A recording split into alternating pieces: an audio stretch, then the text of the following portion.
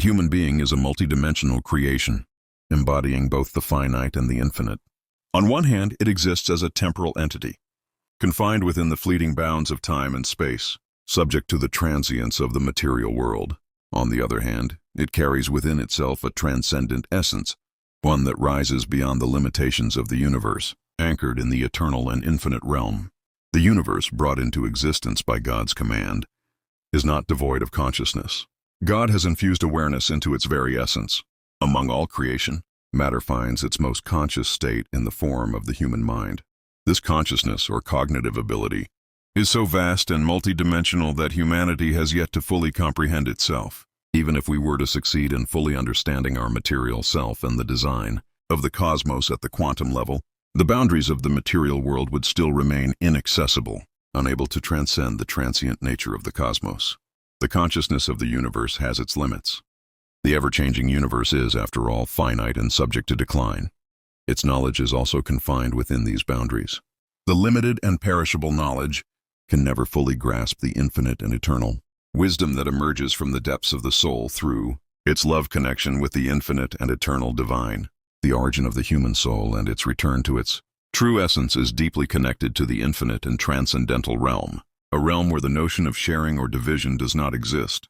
While human cognition is bound by limitation, the struggle is not confined to worldly possessions alone. It extends to the pursuit of a larger share in paradise.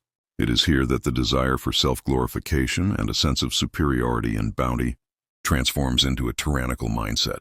The greed to claim a larger portion of paradise, the hunger for power, and the obsession with more and more recognition drive humanity to actions that starkly contradict the very purpose of its creation.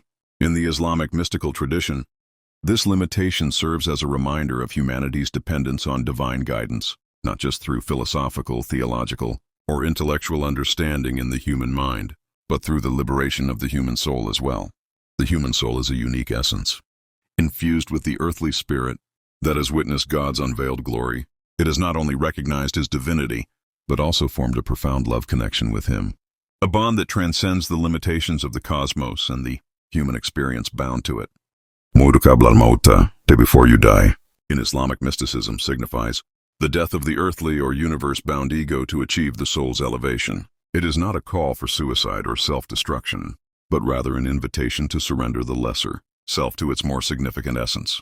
By transcending worldly attachments, the soul experiences a form of rebirth, aligning with the divine beyond the grabs of time and space. This process enables the seeker to transcend physical existence, attaining a profound union with God and divine consciousness. The finite mind alone cannot perceive the intricacies of the infinite, but it is through the ego's surrender to God's eternal light that the soul transcends the effects of the material world in its fusion with the mortal self, glimpsing the truths that lie beyond the veil of the temporal. Only the human soul, having formed a love alliance with its creator before the temporal world was created, holds an eternal and boundless connection to the divine.